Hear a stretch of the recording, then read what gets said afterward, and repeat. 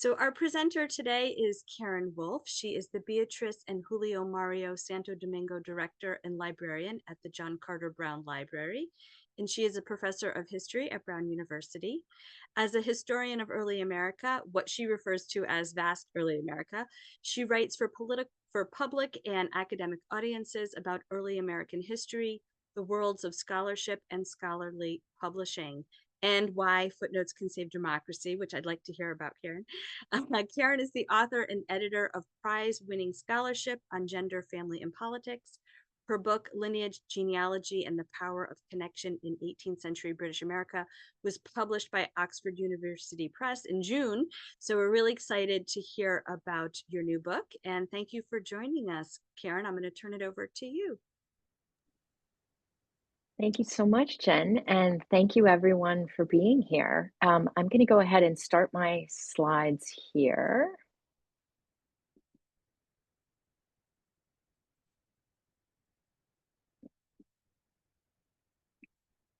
Okay, hopefully you can all see slides. Excellent. Okay, great. And hopefully they'll keep going so you can keep seeing slides. Great. So I'm so grateful for the chance to share this book with you. I worked on the research for this book for a really long time, and in the midst of a bunch of other projects and in the midst of some different kinds of jobs too. And the book took some different forms over time. And just about every place I did research had an impact. And I remember coming to the Connecticut Museum when it was the Connecticut Historical Society, and working through an incredible volume of wonderful 18th century account books. And this was more than a decade ago, about 15 years ago. And it was the first time that I really understood what I was starting to see in the archival material of genealogy, which was in part that Bibles were not the principal repository for family information in the 18th century, but rather there were other places, including account books, that were super important to people. So I just want to say thank you to the Connecticut, formerly Historical Society, and also thank you to staff for having entertained a kind of last minute request for an image that appears in the book of one of those account books of a shoemaker's account and his family record. So thank you for that. So I wrote this book because I really wanted people to think a bit differently about genealogy, this really important and pervasive practice. That is, I think, as a historian, one of the most interesting things to write about and think about is things we think we already know, things that we make assumptions about, but that can surprise us. So I wanted to share that perspective about genealogy. And of course, I'm going to focus on early America. I am an early Americanist. I've been for many decades working in early American archives. And this book helps bring together two perspectives that have animated my work for all of that long period. The first is that early America was, as Jen suggested, this vast place, a vastly complex place with diverse people and ideas and practices. And the second is that family history is really a critically important history to understand, both for this complex early American past, but also in our own time. And hopefully, as I get into the talk, but also during our conversation, I can say a little bit more about why I think it's so challenging the way that historians, both academic historians, but also popular historians, have and have not been able to really fully get to grips with a history of family and why, what that's cost us, essentially. So, those slides moving for you? Excellent. Okay, great. So I'm going to talk a bit about the premises of the book, starting with the assertion that genealogy was really everywhere in early America. I'm, of course, going to show you some of the research from different regional and other contexts. And I'm going to try to keep myself to 35 or so minutes and open it up for questions. One thing I know about this project is that many people are really engaged and activated by this project and by the topic, both thinking about genealogy in a historical context, that what does it mean to say that genealogy wasn't always the same in different times and places, and what does it mean to think about 18th century Americans doing genealogy. But also people have thoughts and reflections that I've benefited a lot from. So I'm hoping to keep myself to 35 or 40 minutes, much as I'm enthused about this stuff. So let's start here, which is that genealogy really was and is everywhere in British America. And the materials on this slide are just scraping the surface of an extraordinarily rich archive of texts, images, objects, and records of oral family histories. And once you start to see this stuff, you kind of can't unsee it. It's like it just ends up being everywhere. As I said, I researched this project for a long time. And even once the book manuscript was finished, and even now that it's between covers, I can't stop, which is why I have this social media account on Instagram called Vernacular Genealogy. That's one of the chapter titles. But it's a place where I put research materials that I've come across since I finished the book and that I don't want to stop writing about. I also put some things on my website, on my blog. But there's just so much rich material that it doesn't stop. Genealogy, accounts of ancestry were written, they were drawn, they were spoken, they were reiterated, they were attested to, they were asserted. Sometimes those relationships came in the form of accusations. They were embraced in so many different textual and material and performative contexts even, that I feel like the book is just the beginning of that story. So another dimension of this is that genealogy is in the kind of intimate family and personal productions that I think we're used to, thinking about people recording or accounting for their family relationships. But it's also in law, in court records, and it's in the most significant legal treatises and materials of the period.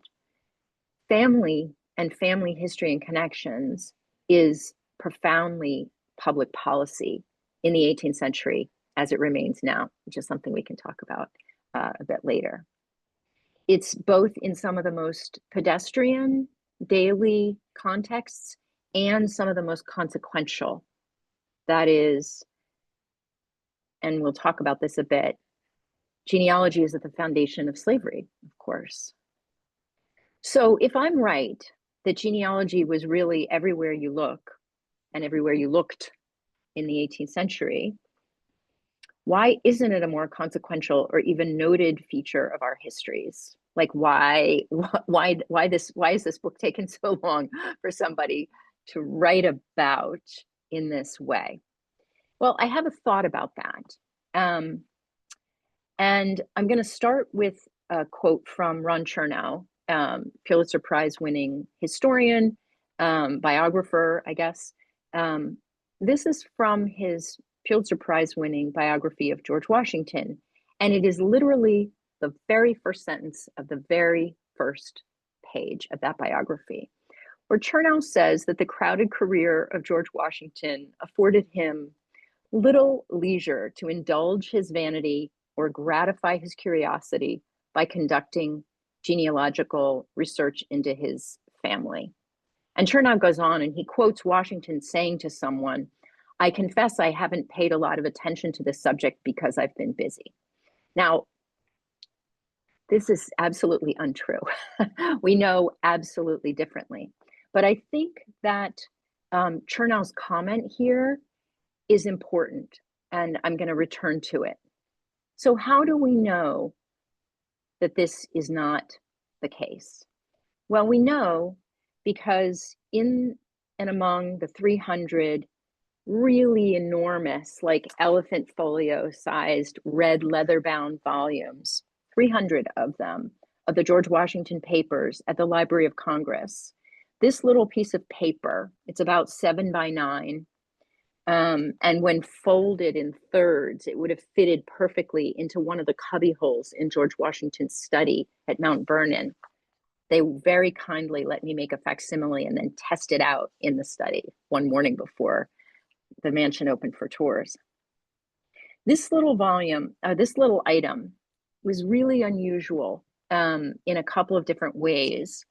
There is so little, as people who have read about George Washington or written about or researched Washington know, there's so little about his early life that exists. He's a man who wrote all the time. He started his career as a surveyor. He was a man of words and paper all the time. And, you know, when he was commanding the army, he was constantly concerned that they were keeping giant trunks available to hold his papers. Like, he was really attentive to material, to the material of the written record. But there's very little about his early life, which suggests to us in some ways he curated that material, and some things went by the wayside. But this item persisted in his own kind of archive. It was likely written in 1747, maybe 1748, when George Washington was between 16 and 17 years old.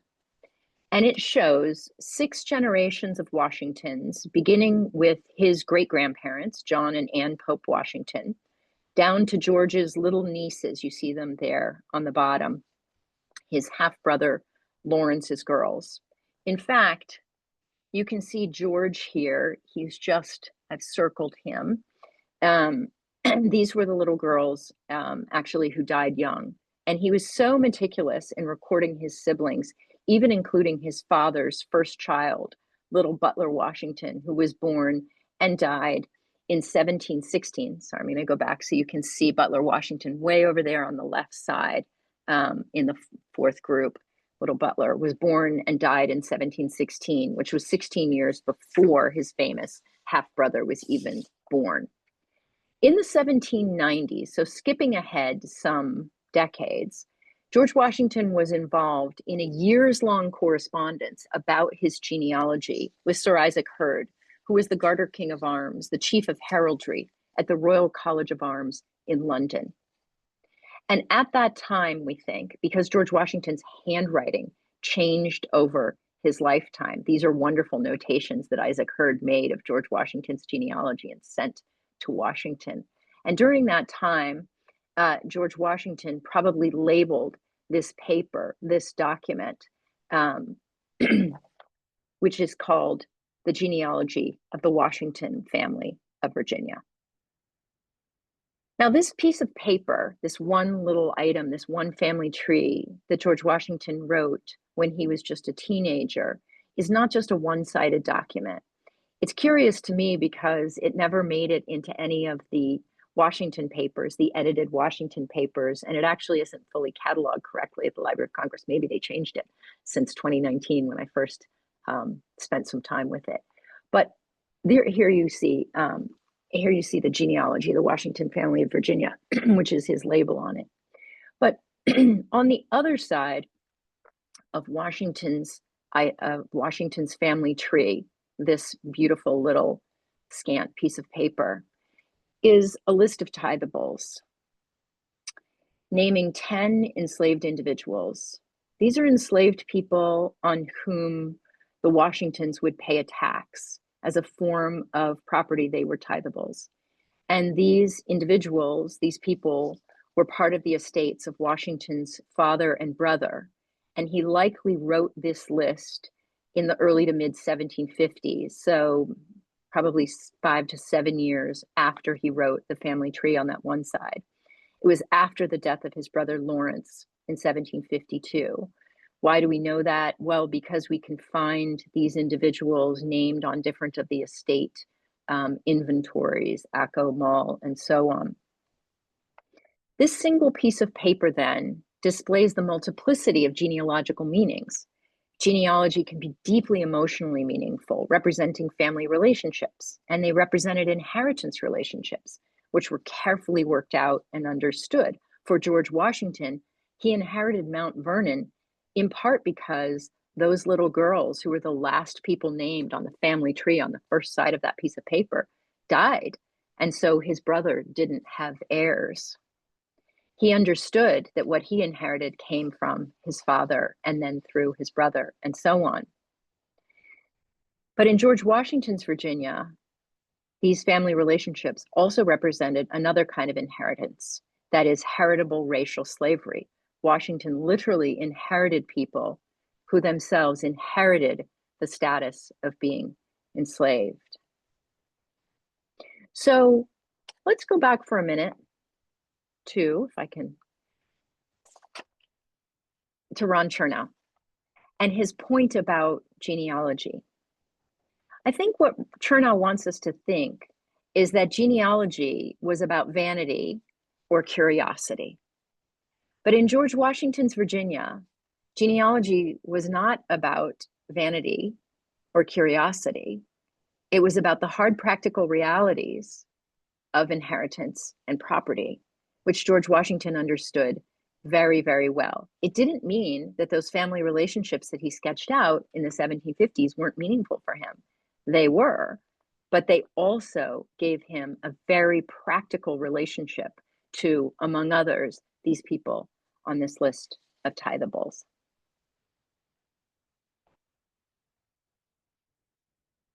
Here's another example from the Washington papers of other individuals on Washington's estates who are listed, where you see enslaved people listed with their own family relationships, their parental relationships, almost always their mother's relationship, because of course they inherited that status from their mother.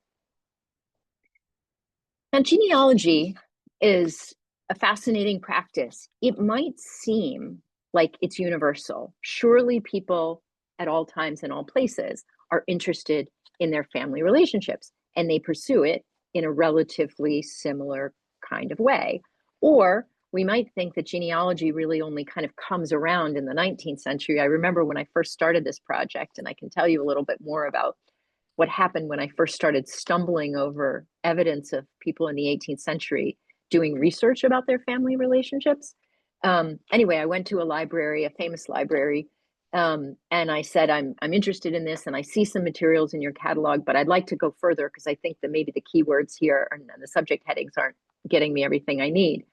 And this person said to me, genealogy doesn't start until the 19th century. There is no genealogy in the 18th century. But I think that's a fairly common understanding that genealogy as a practice really begins in the 19th century when there are formal genealogical societies and when there's like a lot of printing of formal genealogies and so on. Part of what I'm saying is that genealogy exists in different times and places, but it's really particular to a culture and sometimes to its technology too. Some of what we see in the 19th century with that profusion of printed materials and long printed family histories, that's particular to the history of print and to the ease and the economics of print in the 19th century. But people were doing genealogy in different times and places when those things weren't available. So, for example, in British America, and just to go back to Jen's point about how I like to talk about vast early America, I like to think about all of the different contexts for early America: Spanish colonial, French colonial, Dutch colonial, and of course the foundationally indigenous early American context. This book is specifically about a British American context. I'm being very careful to say I am looking at this kind of British American practice of genealogy, and I believe we can map that out. And it's kind of outlined here. And in British America, genealogy was really shaped by, I argue, three factors.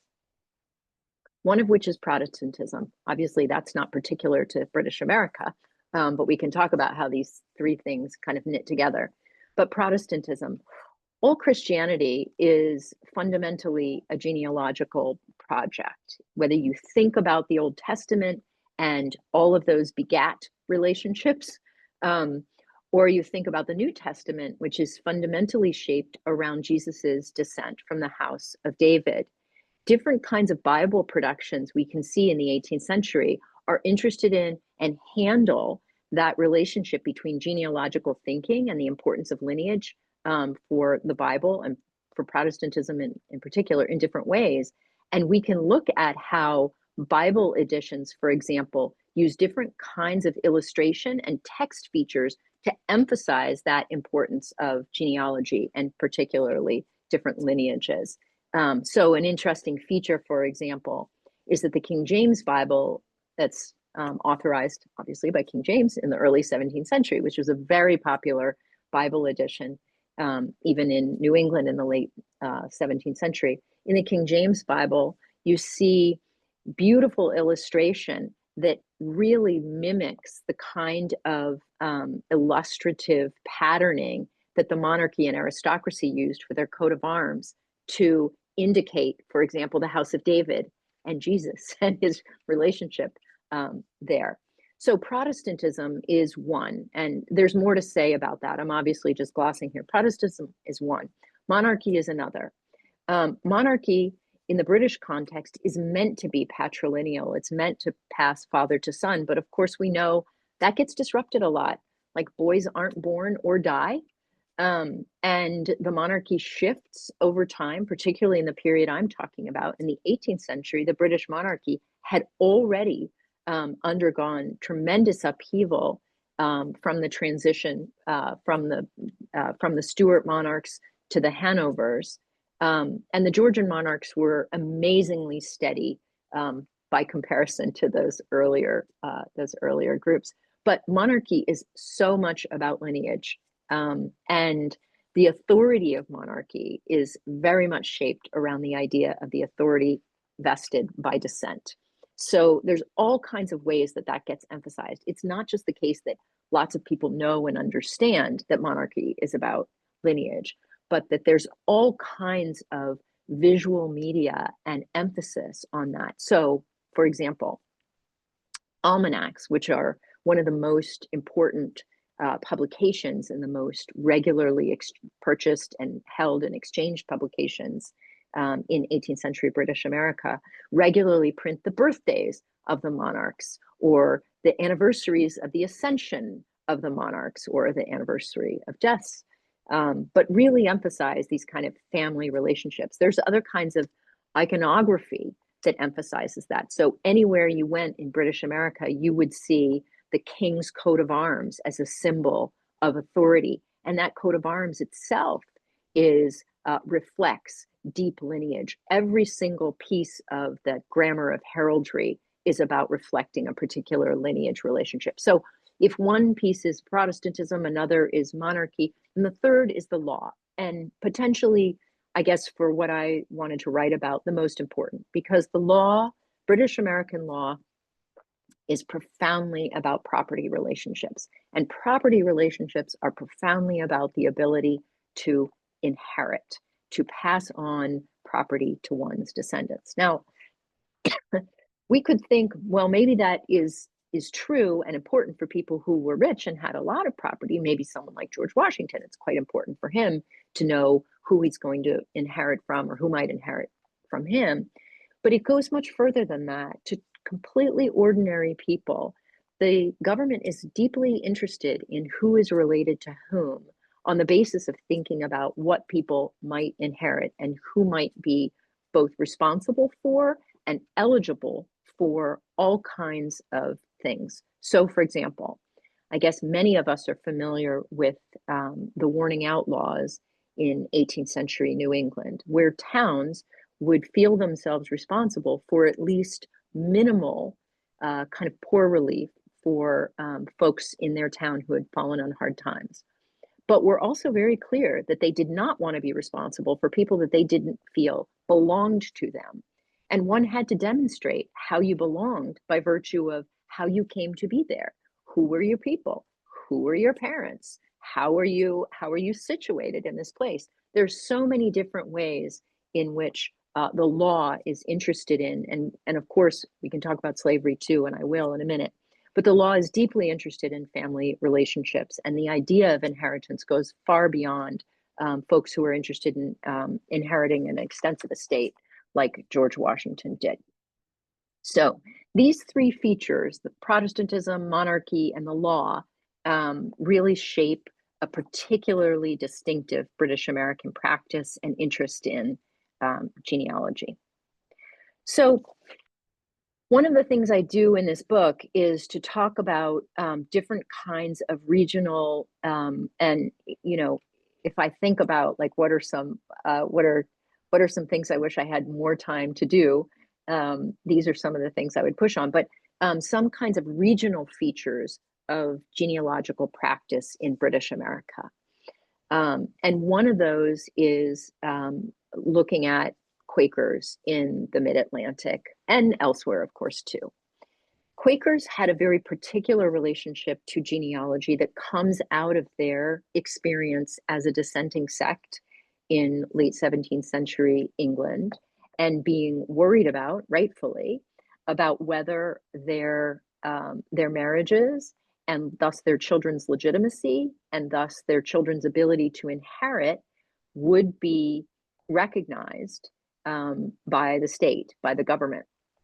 So they're very intent right from the beginning. And the founders of Quakerism, I think many of us know that Quakers have fantastic records. Like, they're like the par exemplar of keep your records close. But that's from the very beginning. The founders of Quakerism tell folks you must keep careful records, and they do. So there's an incredible profusion of them. And here I've just used an example from very early on of Quakers having produced a printed form for Quaker marriages, which they then witness one to the other, and then a family record, a manuscript family record. These are from a family in Philadelphia, and then also in England and the Caribbean and on Madeira, who circulate a lot of their family history information in a really energetic practice of not just sharing news, but also confirming their family relationships and strengthening their family relationships in ways that actually enhanced their business ties too. This is an example of something that was really fun to work with, which is a family history scrapbook that was created in the late 18th century, again, from this same extended Lloyd family, whose materials I worked with in Philadelphia, but also in London. And this scrapbook is marvelous in lots of ways, but one of the things it does is it saved in this is late 18th century scrapbooking, is that it preserves 17th century and early 18th century family records all kind of in this one place. So you can see these generations of family history preservation going on, and then being gathered in the late 18th century. There's a note there from Elizabeth Norris, whose dearest sister died. She wrote about that quite a lot.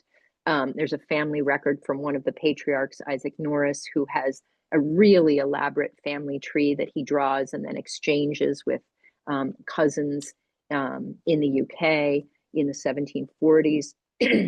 There are information about their grandparents and great-grandparents' marriages. But I think this scrapbook, as I call it, is a wonderful example of ways that I worked to recover 18th century family history practices. There are also just funny things in it. This was an example of at some family gathering, they did a weigh-in, and there's a list of what everybody in the family weighed. I mean, why? I don't know, because families do funny things, right? But so among all of the like vital information that they saved in this scrapbook, like who was born and who got married and who died and so on, they also saved a record of what people weighed. Little family weigh-in. Okay. So we can see the density of that kind of family history work in that scrapbook. People often ask me about Bibles. If, as I say, Protestantism is such an important kind of model and teacher of thinking genealogically in the 18th century, don't family Bibles make the most sense as places where people would keep their family histories? And of course, we have a long expectation of Bibles as being the place where people put family histories, family Bibles, of course, right? And I've looked at thousands by this point. And a thing I want to say about the Bible as a repository of family history is that, yes, some people did put family records and family histories in Bibles, but the family Bible as a repository for family history is really about the history of print. And it's really about when Bibles became less expensive and really proliferated for people of all socioeconomic statuses, And when printers, so the first American Bibles aren't printed really in any serious way until the 1790s. And then into the early 19th century, all of a sudden, there's lots and lots of family Bibles that are, Bibles, American Bibles that are available. Before that, you had to import them from England. But with those American Bibles, very quickly, printers start to create a dedicated family record page in the back of the Bible. And that's the moment when Bibles really become this place where people start recording their family information. Before then, there are lots of different places where people put those. I mentioned at the top of our time together that I had done some work with the wonderful collection of account books at the Connecticut Museum. And account books, like other kinds of valuable bound paper codices in the 18th century, seemed like a really great place to put your family information, because this was a valuable thing. It was something you were going to save. It was something you knew where it would be, where everybody knew where it would be. And so I find lots of family records right in the center page of account books, or sometimes at the last page, but always a kind of dedicated place. Account books are a place. But also other kinds of volumes. Sometimes they're religious volumes. Thomas Jefferson, as you'll see in a minute, put some family history in a prayer book. Sometimes they're books that don't necessarily seem like they have something to do with the family, books of law, which I could make a connection there, but sometimes it's just a book that people had and they felt it was valuable, so they put their family history there. And sometimes they created these lovely, small, purpose-built, hand-sewn family record books. And I've seen many dozens of these across British America, from everywhere from Georgia up to Maine. These small little volumes that people inscribed, and that surely there are many more that are not in archives and libraries, but they're still held by families, or sadly are no longer extant. But this one is one that again, it's not in the book. I can't go to a library without looking for these things. So I was at the Rhode Island Historical Society, which is just down the block from me here in Providence, which has a marvelous collection. And this beautiful little object, Hannah Waterman's book, she wrote in 1770, clearly in a moment of grief, really. Hannah Waterman nested these stories in this book. Her father had died in Suriname. He was a captain. He died in Suriname of an illness when she was just a baby. She has a comment here about her brother, Edward Waterman, who sailed from Warwick and remains unheard of. And in 1769, right before she wrote this piece, both her mother and her sister and her baby niece, all of them had died. So this is in many ways a kind of a grief journal. And there are many like family history productions that are created in moments of grief, that people are stimulated to do this kind of family history work in moments when they're grieving their loved ones. So there's her note about her brother, Edward, remains unheard of. So another striking feature of genealogy that I've already referenced in regards to George Washington is genealogy across the divides of race and freedom. George Washington was not the only founder. In fact, I couldn't find a single one of them who wasn't interested in genealogy in some way or another. But here we see the work of Thomas Jefferson in different contexts. Thomas Jefferson's mother's Bible family record, Thomas Jefferson's own prayer book family record, and then what he called his farm book, where he recorded the children of his relationship with Sally Hemings, the enslaved woman who was his dead wife's half-sister. It's quite a family kind of collection there from Jefferson. But Jefferson is not the only example of kind of what we might think of as dual or dueling genealogies in enslaving and enslaved families. This is just one other example from the Brock family, from the Brock collection. The Godwin family lived not far from the Jeffersons, of the enslaving family keeping their own genealogy on one side of this little notebook, and on the other side, a record of an enslaved family, Jim, the son of Aim, and Ben, the son of Aim, her two children there born into slavery.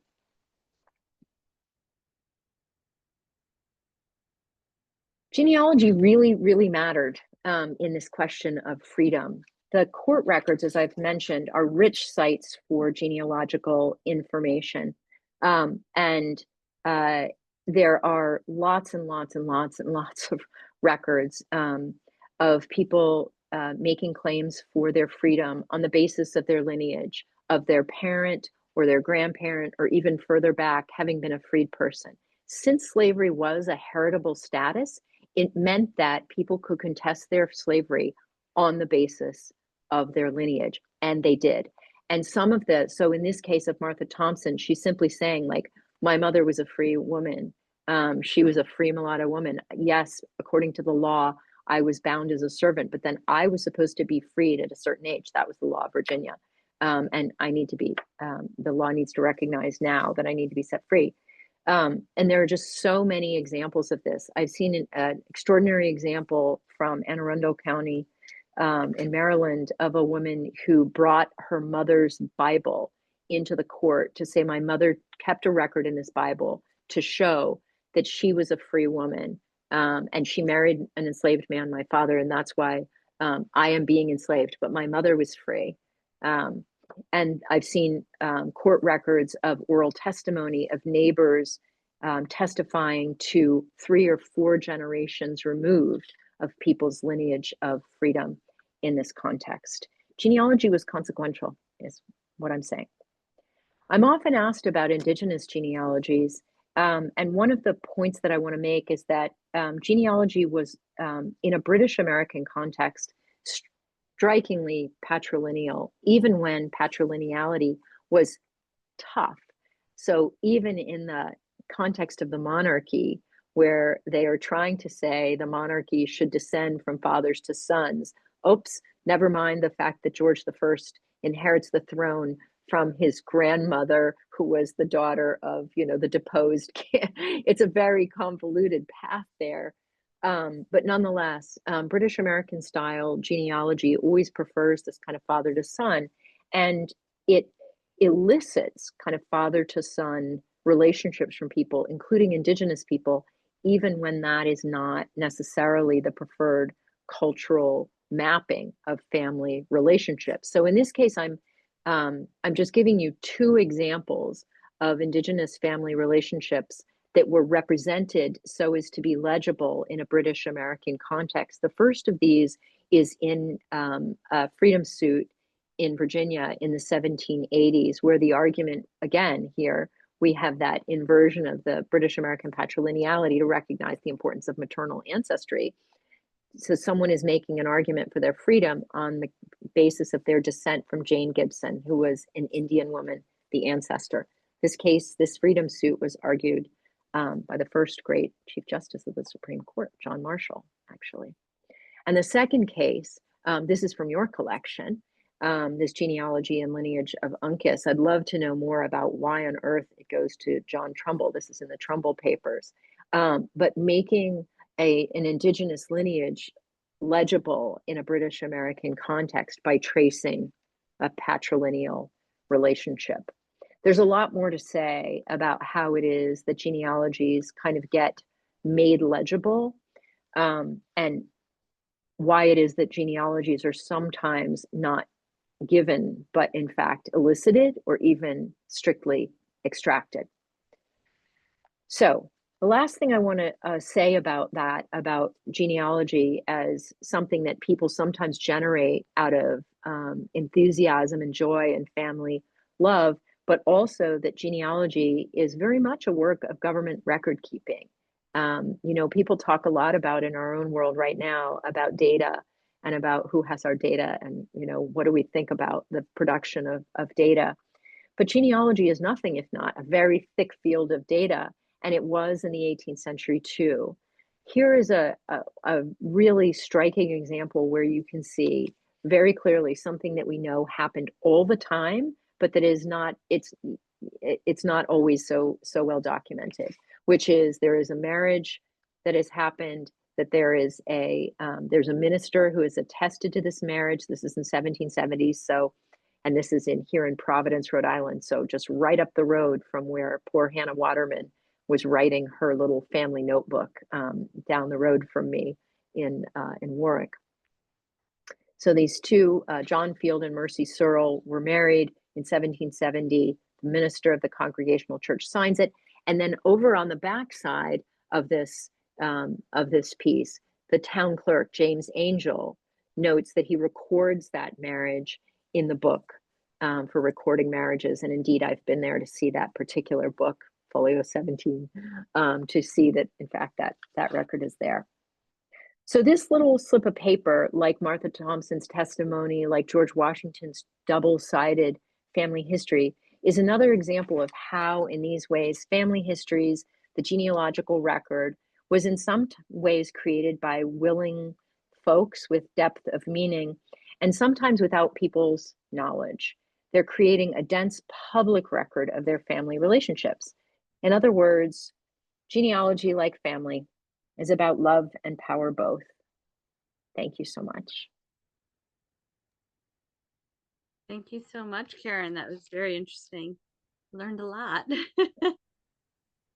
We're going to open up the chat. If anyone has any questions, please feel free to add those to the chat. I think that will be the best way to handle questions. We'll give everybody a second to really get their thoughts together in the chat. I'm sorry we're not all together in person. It's so much easier when you can just, raise your hand. Come up and talk to someone. Yeah, exactly. Karin, did you see, have you come across a lot of, or how common was it to see disputes, someone trying to prove their relationship in court records? Is that rare, occasional? Yeah, people making assertions about their family relationships for purposes of inheritance. It's not uncommon. I think so. An example of something that I've been working on since I finished the book is looking at family histories that were created in the court record in the wake of unmarried moms who are going to court for support from their boyfriends for their babies. And those are utterly fascinating because, these young women show up and they say, yep, here's my boyfriend's name is blah, blah, blah. She doesn't say boyfriend, of course, but, and now I have this baby, and the court says, yep, she had this baby, on this date, it's a little girl, blah, blah, blah. And we've brought the guy in and he says, no, it was not me. And then, you see their families sort of tussling this out in court, and the court is like, nope, you're going to pay. It's totally you. Everybody knows it's you. But and some of those cases are kind of extraordinary because these, the financial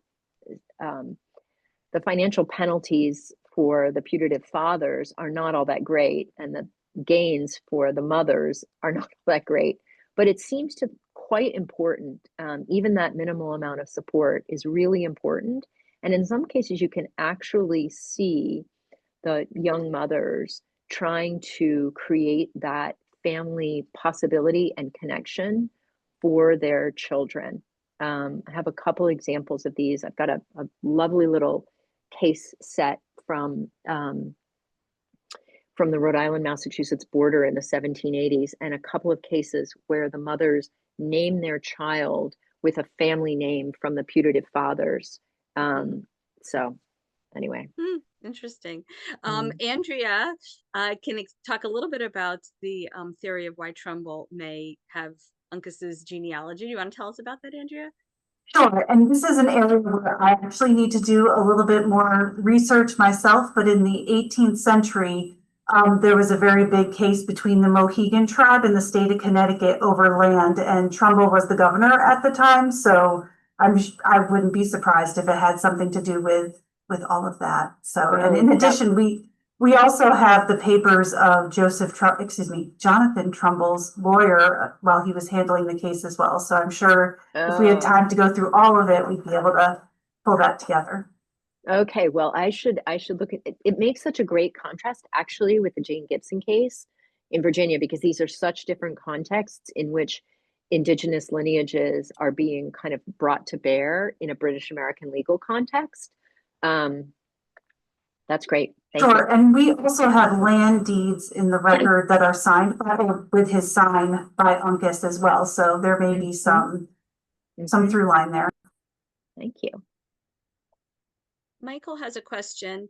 Did you come across 18th century published genealogies, and do you have any thoughts on what motivated those authors? Oh, thank you so much for that question. That's a great one. So, you know, some parts of this project were fun just for, you know, the sheer thrill of being able to say, no, I know something new. When I first started out, people had told me, oh, there are only one or two known published genealogies from the 18th century. But I found a much richer handful, maybe 7 or 8, and all of them, literally all of them, come from people who were related to, in one way or another, printers. So in other words, they had access to somebody who would print them. And they're very interesting.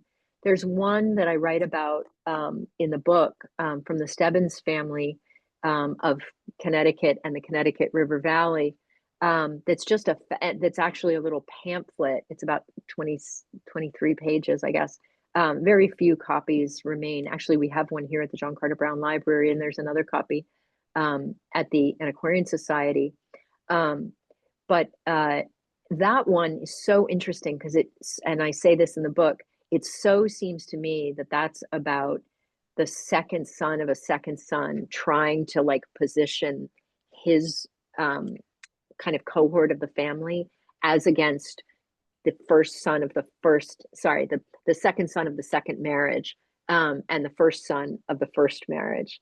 So this guy is trying to position himself vis-a-vis his father's oldest, you know, and first marriage family. It's really interesting. There's a little addendum to that genealogy where it says, oh yeah, there's also like, there was a first wife. But then there are others that are just tiny, like record broadsides. And one of those from North Carolina, from a North Carolina printer's family, James Davis, looks to me a lot like trying to sort out a family that's been a family across the color line, and trying to sort out some either accusations or assertions about a white and black family that is so they're always an interesting context. I think there's so few of them that every one of them has a distinctive story. But you know, those really proliferate in the period of the 1740s and the 1750s. John Farmer, kind of famously the first big effort there, 1819 or 1828. I'm going to forget which. And you guys have a copy of the Stebbins too. Very good. Excellent. Yeah, Susie's asking, are there names of enslaved people noted in some of these records that you're looking at? Yes. Yes. So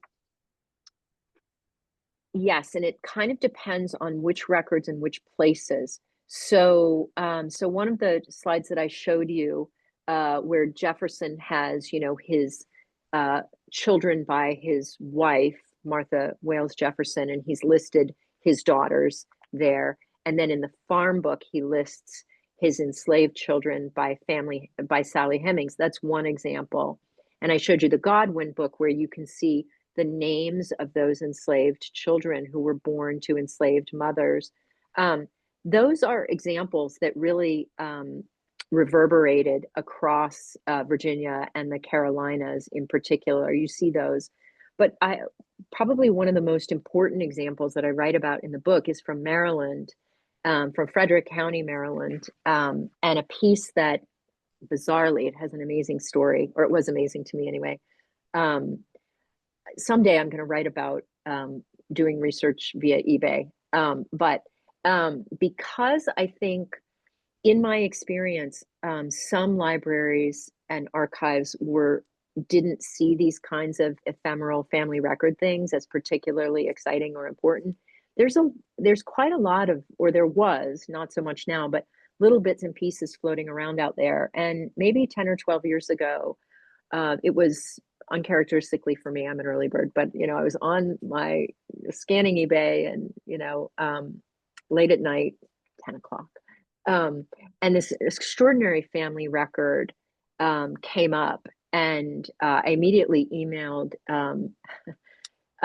Tom Knowles at the Antiquarian Society, and also Jay Guidemore at William and Mary's Special Collections, where I was working then, and said, somebody needs to buy this right away. It was $700 at the time. I was like, no way, I cannot buy this. It's too much money. Now I think like what an incredible bargain it was. But this particular thing, I know I'm going to hold this up and then it's going to look weird because it's a book and you won't be able to really see what I'm talking about here. But it's this family record from the Simpson and Devan family. I don't know if you can see any little bit of it, but it's a handwritten piece that's in 3 like pieces. And it is a white enslaving family and the mixed race enslaved people, 2 of whom were married and had relationships across that line, and in which ultimately freedom was achieved. It's a really incredible story and an incredible family record. So persistently looking for individuals' names, just to answer Susie's question, yes, there are names, there are people, you can find them. It's not completely obvious and always, the kind of profusion of information we might hope for, but they're there. And the second thing I'll say about this is that in the court records, they're particularly there, and particularly these family relationships are articulated in these court records. We have another question. This is from Craig. I'm going to read it out. I think examples such as the work of Elizabeth Shown Mills' use of rural roadwork assignments demonstrate that any number of documents can serve for genealogical purposes without being created with that intentionality. So can you talk about the intentionality and inadvertency when it comes to genealogical relevant documents? Well, first of all, thank you so much for that question and also for this reference, because I don't know that and I will look at it right away. Absolutely. There's so many great things that this project has brought me, but one of them has been, I'm not a genealogist. I don't claim to be. I'm not trained as a genealogist. I'm a historian of genealogy, and I spend a lot of time with and learn a lot from very serious genealogists. And I appreciate so much the many ways that genealogists in particular think about the potential of sources. And it's been really gratifying to kind of go back and forth about how I think about what a genealogical source might be versus, and it's been quite generative.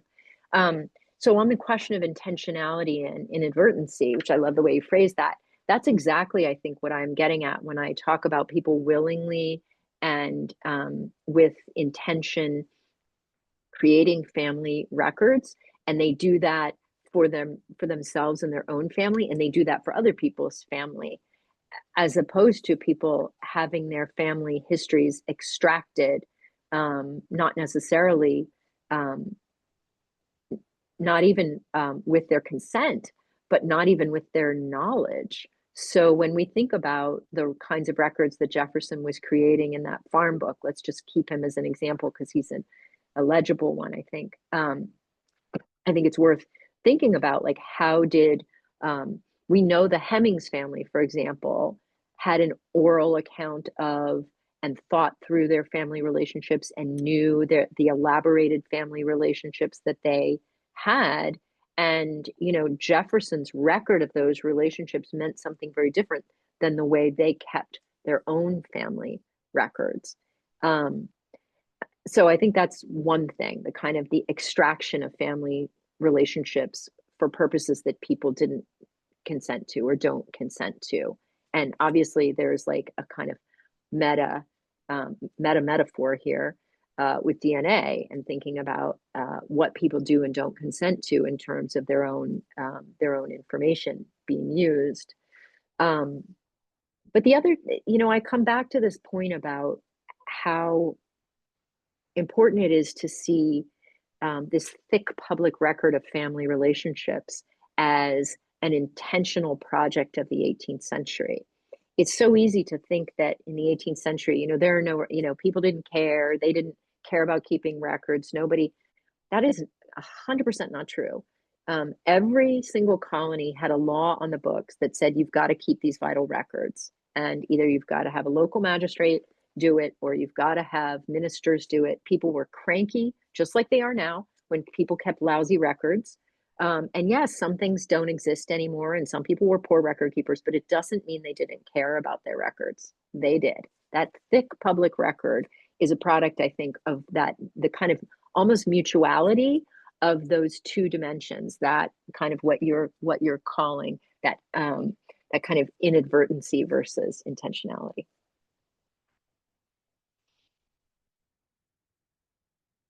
Anyone else have any questions? Would anyone, we're running a little low on time, but if anyone would like to unmute themselves and ask a question.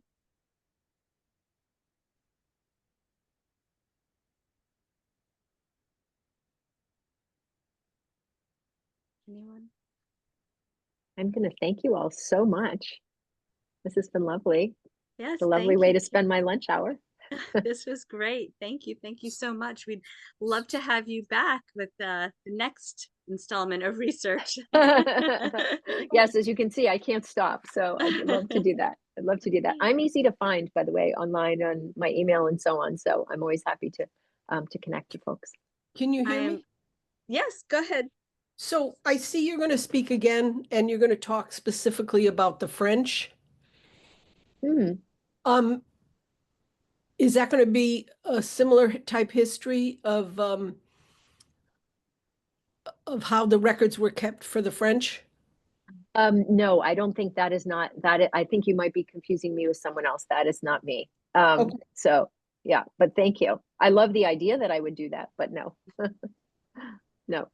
And thank you, Kelly, for the comment in the chat. I appreciate that. And we'll have to check out your Instagram, you said. Yes, vernacular genealogy. Yep. Excellent. Thank you all so much. Thank you again, Karin. Before we leave, I just wanted to share a couple of upcoming events that we have at the museum, just to, before we say goodbye. We have a program this Thursday called Common Ground Drum Traditions, and this is a series where we're bringing together traditional artists from different cultural traditions, and then they have a conversation. And so we'll be looking at tabla player Bailey O'Donnell and Bamba drummer Kel Garrett. And then on Saturday, we have another Ground Rules installment. This is a series where we're pairing a tour of our exhibition, Coffee, a Connecticut Story, with a chance to meet a local coffee expert. And in this, on Saturday, it will be Ovel Coffee, which are right here from Hartford. And they'll talk a little bit about direct trade with Jamaica, and we'll get to taste the rare Jamaican Blue Mountain coffee. And then our next Lunch and Learn, this one is actually about the French in New England. This is Jean Gillard. She's an independent scholar, and she has been looking at the history of the French in New England for over 25 years. So she'll talk about her look, combining story and history with the French people of New England. So that's just a couple of upcoming things we have. Of course, you can find everything at our website, connecticuthistory.org. But thank you again, Karin, for joining us today. This was really amazing talk. And thank you everyone for joining us. And we'll see you, hopefully we'll see you in a few weeks. Thank you. Bye. Bye. Have a great day.